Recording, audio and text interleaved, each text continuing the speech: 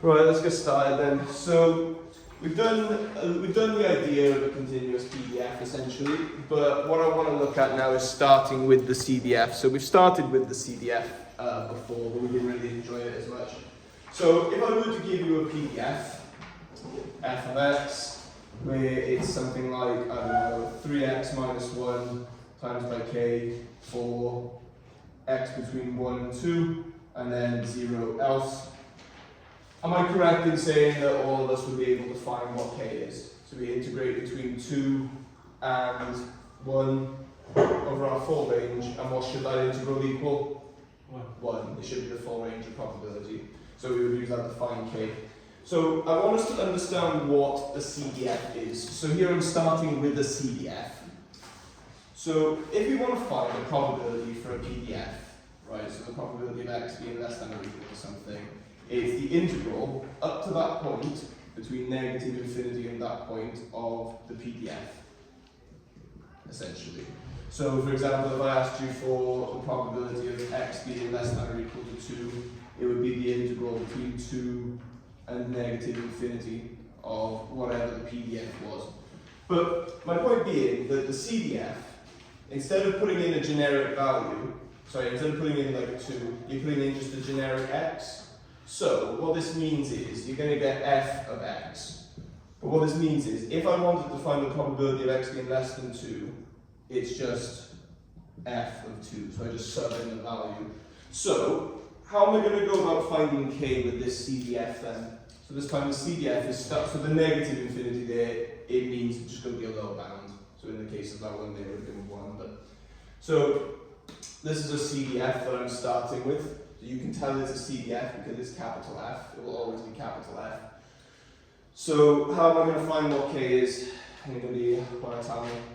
Anybody have any thoughts? Integrate between 4 and 2.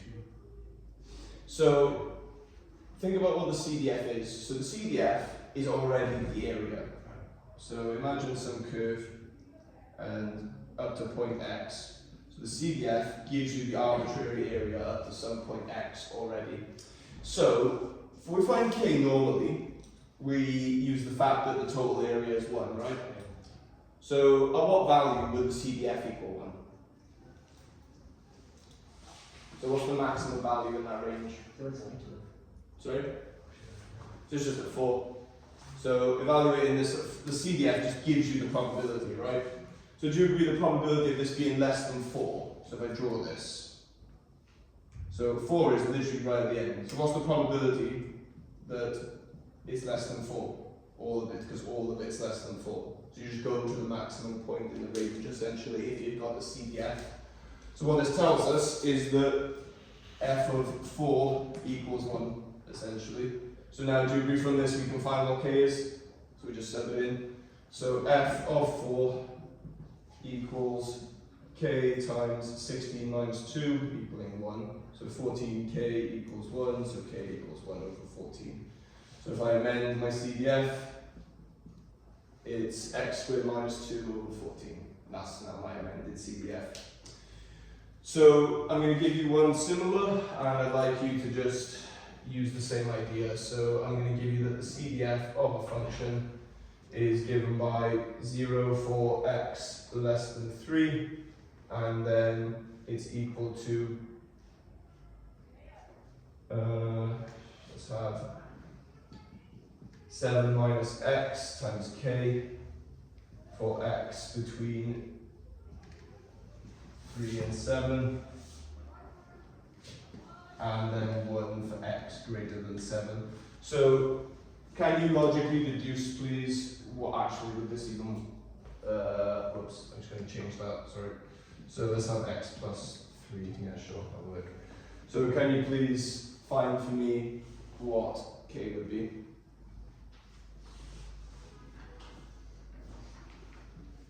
So using the same principle. So if it's a PDF, you have to integrate and find what 1 is. But if you've got the CDF, the integration is already done.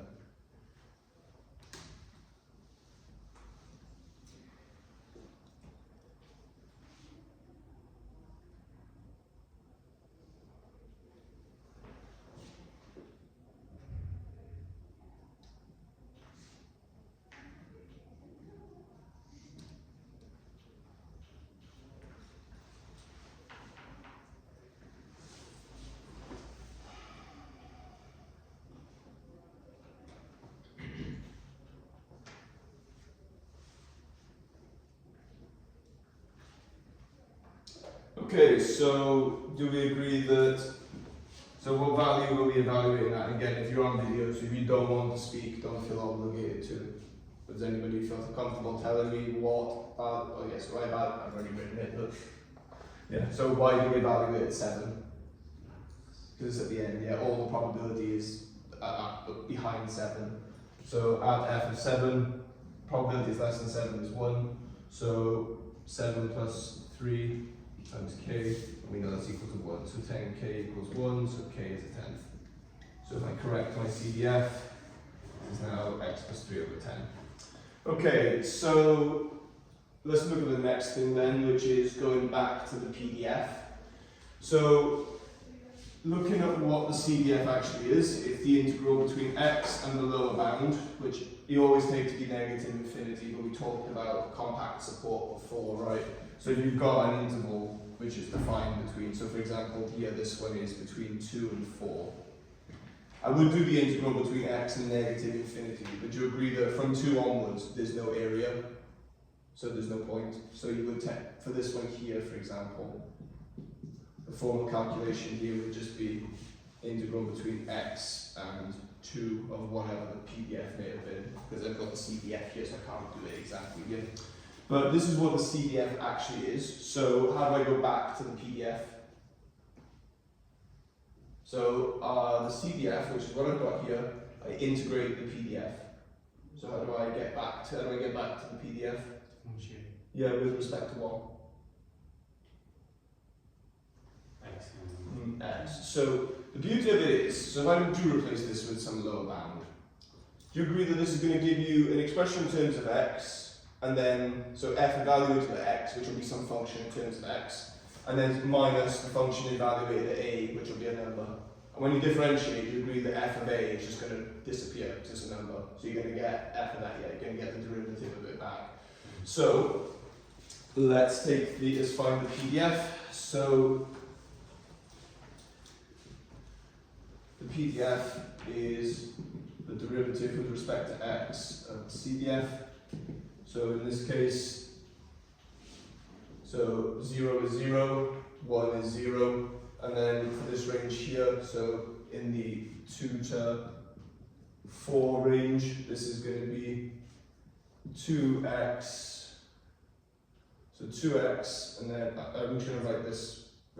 I can do it quickly using techniques for fingers in teaching. So if I write this as 2 separate ones, do we agree this is 2x over 14, and then the constant just goes? Yeah.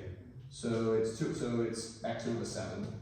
Just x over 7 for x between 2 and 4, and 0 elsewhere.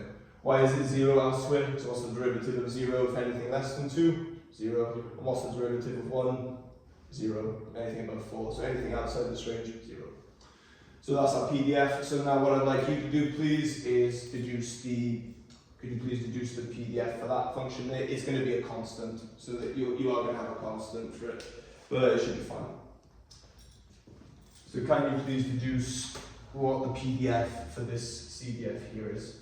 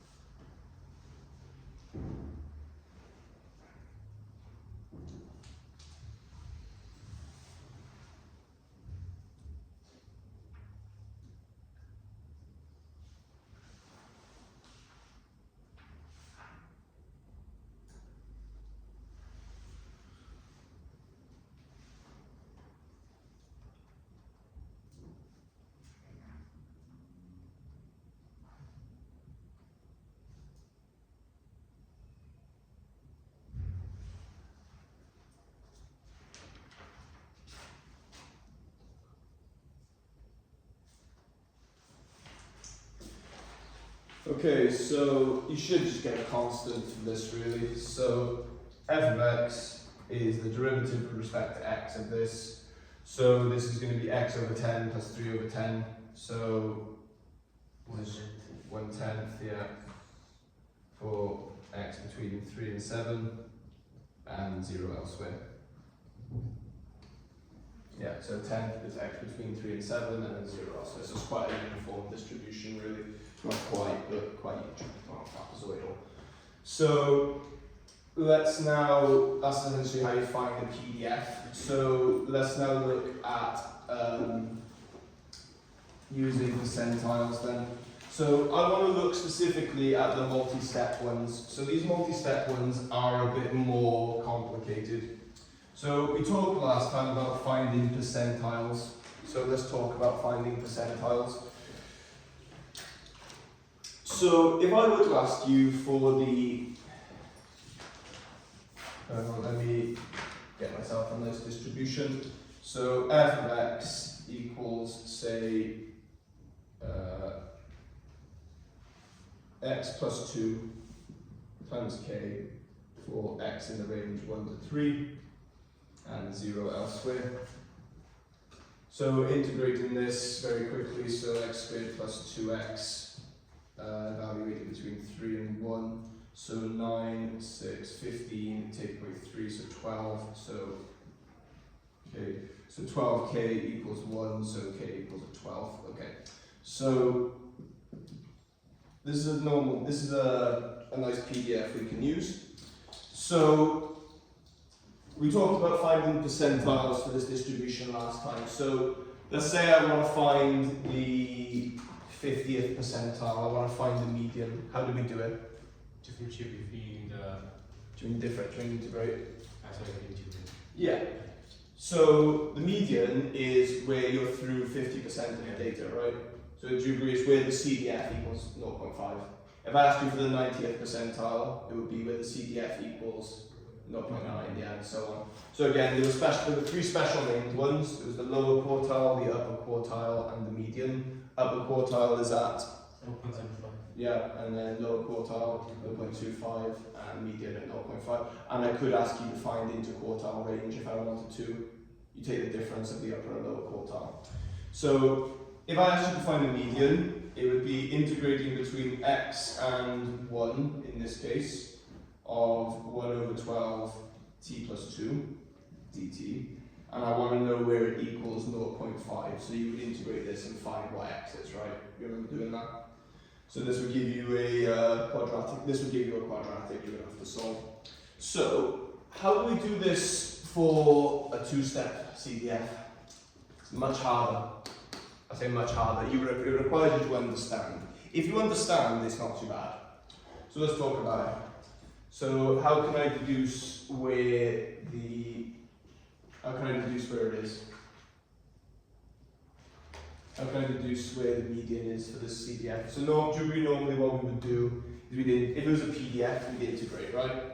Because we've got the CDF, we agree what we're looking for is f of x equals 0.5, essentially, so we're just subbing it in. There's a problem though.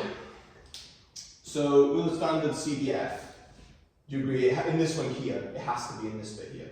Has to be, right? But what's the problem over there? Two ranges. Yeah, it could be in either this one or this one. You don't actually know where it is.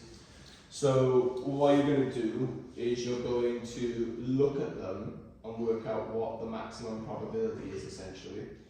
So I can't actually remember what I worked k out to be in this one. Actually, we haven't worked out k have we? So we'll do that now. So how do I find k in this distribution?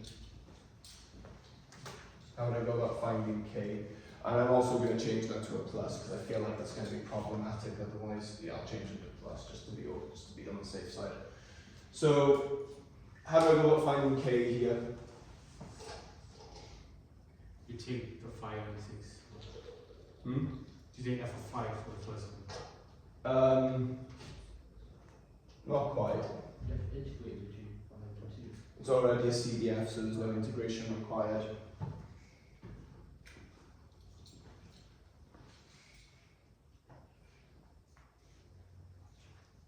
So how would we go about doing it?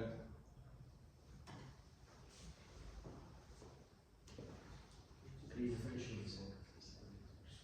So the way I should write this is so this is 2 to 6, sorry. So the way this works is that all the area, so if I draw what this looks like, so this is the graph x plus 5 but squished down by a constant, so it intersects at 5 and it looks like that, and this is for the values 2 to 5. So this is what the graph looks like up to this point, and then it becomes x squared plus 1 from 2 onwards. So from, oh, this is CDF actually, so it won't work as well. Okay, bit more awkward. So, sorry. So essentially you're just going to evaluate it at this one. So this one here covers everything. It covers 2 to 6. So what are we going to write this as? So f of 6 equals, 1. Yeah, so you use this one here essentially. I've just made a mess of it. You can't draw the CDF, it's kind of pointless. So k times by 6 squared plus 1 equals 1. So 37k equals 1, so k equals 1 over 37 essentially. So from that now we know that k is 1 over 37, and it's a bit more useful.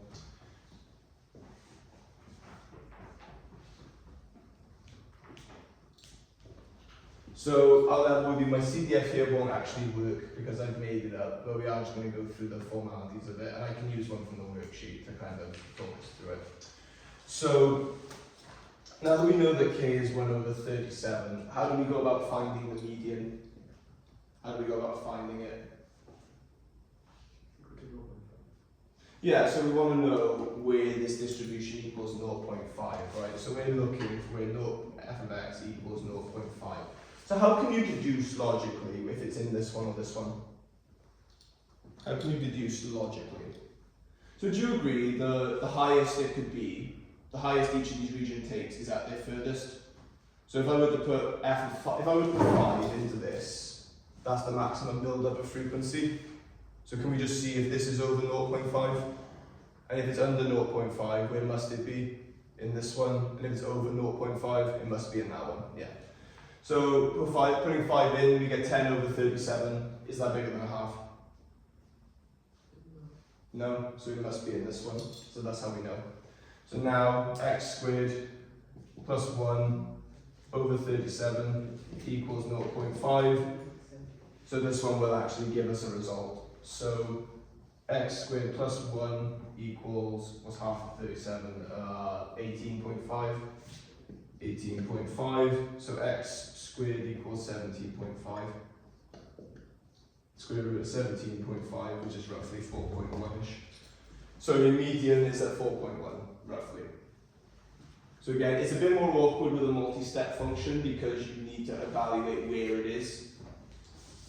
But we can kind of just work with that really. So what I'm going to do, should we create a CDF? So we create one that works because it's good practice for you. And then we'll use that, we'll find the median of it formally. So I'll create it won't be piecewise continuous either, but we can make it work. So let's do f of x equaling, and what should we have? So let's have 2x plus 1 times k for x between 0 and 1, and then we'll have it being 3x minus 5 times k for x being in the range 1 to 3, and then 0 else. Okay, so what we need to do first is find k, right? So this will be a nice exercise for us all as well. So do we agree that the sum of the probabilities needs to be 1? But it's a piecewise function, so do we agree that the probability between infinity and negative infinity of our f of t must be 1, but do you agree it's made of separate areas? So you are going to need to split your integral. So what should my integral be between, first of all? Because I'm finding k. So when it equals 1, what's the whole range? 0, 2, 3. But do we agree on different, so for in 0 to 1, it's equal to this. But for 1 to 3, it's equal to this. So this is the integral from 1 to 0 of k, and then always take the k outside every time. Actually, we can keep x actually because it's, yeah, we can keep x and that's fine. Dx plus the integral of 3 to 1 of 3x minus 5 dx. And bring the k there. So now we work these out and we know they're equal to 1. So this is going to be x squared plus x divided 1 and 0 times k plus k times by 3x squared over 2 minus 5x evaluated between 3 and 1. So this is going to be 2k plus, and then 27 over 2 minus 15. So minus 3 over 2, yeah. So minus 3 over 2, and then evaluated at 1 is 3 over 2 minus 5. So minus 7, so plus 7 over 2. So this is 4. So we get that 2k plus 4k equals 1. So 6k equals 1, so k equals a sixth. Okay, so this works. So now our k is a sixth, and we're ready to find our CDF. So, similar to how we did this before, we need to. So I have done one of these in the last lesson, if you remember, but I got the impression that we weren't happy with it. So let's do it again. It wasn't the last lesson, it was the lesson before. So let's have a go. So you need to understand what the CDF is. It is a generic idea of you're taking from the starting point, you're taking the area up to some arbitrary point x, essentially.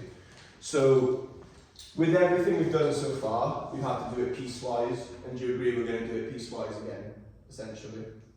So let's do it piecewise again then. So let's now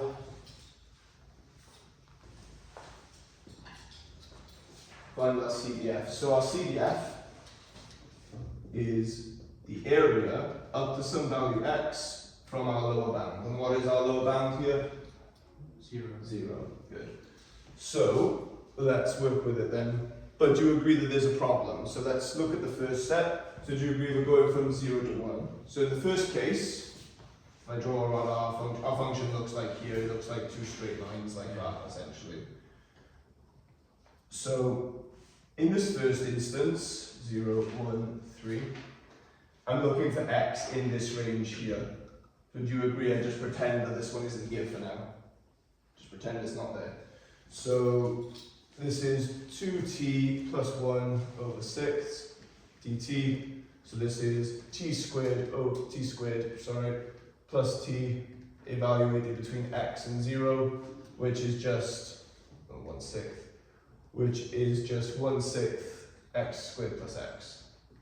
So what this tells me is in my CDF, so it's 0 for x less than 0, and then for the range I've just done, so from 0 to 1, my CDF is, so if I've got a value in the 0 to 1 range, it's given by the expression x squared plus x over 6. Right, so how do I do the next step then? How do I do this bit here? And this is the bit where you need to think. So, my x I'm looking for this time is now in this range. Yeah. So how do I do it? So do you agree that it's the full area of this plus whatever bit I need here? So I'm going to give you a logical statement here. Do you agree that the f of x in this section is f of big F of 1? To save you a lot of work doing the integral, it's just big F of 1, which you can just evaluate because you've already done it, plus the integral between x and what's my lower bound in this range? 1, yeah. Between x and 1 of 1/6 3t plus 5 minus 5 dt. So this is, so what is the f of 1? So if you evaluate it, what is that? 1 over 3. 1 over 3, it's a third, so 2 over 6, a third. So 1/3 plus 1/6, and then we'll evaluate this, shall we? So 3t squared over 2 minus 5t, evaluated between x and 1. So this is 1/3 plus 1/6. And evaluating this at x, it's 3x squared over 2 minus 5x. And then we already evaluated this at 1, didn't we? It was minus 7 over 2. Yeah, so it's plus 7 over 2. Let me just check. So 1.5 take away, yeah, minus 1, minus 3.5.